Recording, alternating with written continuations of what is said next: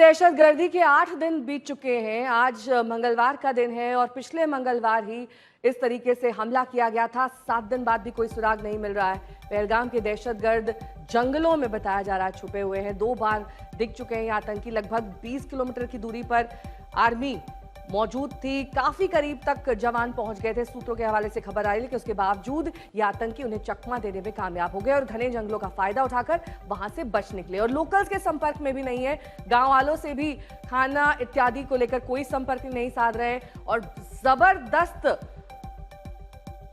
सुरक्षा के बावजूद ये आतंकी अभी हिंदुस्तान की पकड़ से दूर है। एक्शन अभी तक क्या कुछ हुआ है आपको बता दें। सिंधु जल संधि पर रोक लग गई है। वाघा अटारी बॉर्डर बंद कर दिया गया है। पाक नागरिकों के वीजा रद्द कर दिए गए हैं और आज पाकिस्तान लौटने का आखिरी दिन है। उच्चायोगों में कर्मचारियों की संख्या 55 से घटाकर 30 कर दी गई है। कमलजीत संधू मेरे सहयोगी जुड़ गई हैं तमाम जानकारी के साथ। कमलजीत, ये जो सर्च ऑपरेशन किया जा रहा है, जाहिर तौर पर हमें वानाप रहने की जरूरत है, यानी कि अगर आतंकी किसी लोकेशन पर है और हम इन्हें ड्रोन से या किसी और माध्यम से ट्रेस कर रहे हैं तो वहां तक भी पहुंचते पहुंचते आतंकी और ज्यादा आगे बढ़ जाते हैं, उस स्थिति को भांपकर, उस खतरे को भांपकर। बिल्कुल बिल्कुल लाइन ऑफ साइट में नहीं है। ये दुर्गम पहाड़ियां हैं, थिक फॉइलेज है। इसका मतलब है कि ये लोग पेड़ों में छिपे हो सकते हैं, कहीं छुपे हो सकते हैं, उनकी एक नेचुरल केव लाइक कैविटीज हो सकती हैं।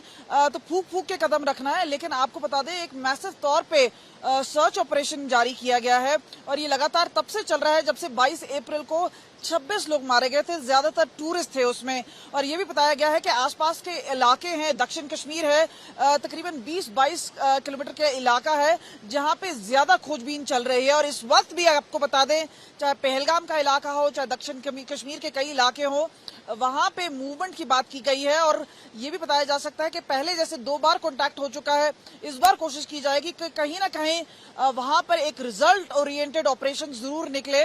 फोर्सेस का ये भी कहना है कि लोकेशन ना दी जाए क्योंकि वहां पे बाधा जरूर आती है इस तरह से इंफॉर्मेशन बाहर आने से। तो यहाँ पे लगातार ऑपरेशन तो चल ही रहे हैं। लेकिन आपको ये भी बता दें, जो बात हो रही है ओवरग्राउंड वर्कर्स को डिटेन करने की, 1500 लोगों को ऐसे डिटेन किया गया है, उनसे पूछताछ चल रही है। उसके बेसिस पे जो स्केचेस हैं, जो आई विटनेस अकाउंट डिटेल्स हैं, ये सारे आ रहे हैं। और खास तौर पे जो टूरिस्ट अपनी तरफ से बता रहे हैं कि क्या घटनाक्रम का सीक्वेंस ऑफ इवेंट है, वो सारी चीजें अहम हो जाती हैं। तो यहाँ पे मल्टी प्रोंग स्ट्रैटेजी है।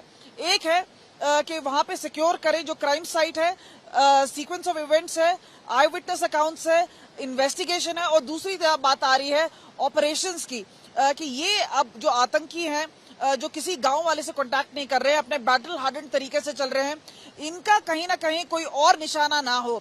सॉफ्ट टारगेट्स की बात चुनी जा रही है। एक एडवाइजरी जम्मू कश्मीर पुलिस ने पिछले 24 घंटे में जारी की है, जहां पे ये बताया गया है कि पुलिस वाले हैं, पैरामिलिट्री है या सेना अधिकारी हैं जो छुट्टी पर हैं, उन्हें सॉफ्ट टारगेट बनाया जा सकता है। तो यहाँ पर सॉफ्ट टारगेट्स भी बना सकता है और ये ग्रुप अभी भी घूम रहा है। तो इसका मतलब है कहीं ना कहीं खतरा अभी भी बना हुआ है और इसी वजह से जो जंगली इलाके हैं वहां पे, और आपको बता दें ऐसे कई टूरिस्ट इलाके हैं जहां पे सुरक्षा मुहैया नहीं थी, अब वहां पे वो इलाके बंद करा दिए गए हैं।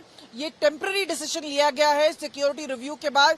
तो काफी कड़े कदम उठाए जा रहे हैं और अगले कुछ घंटे या दिनों में कुछ ना कुछ रिजल्ट जरूर आने की उम्मीद की जा रही है।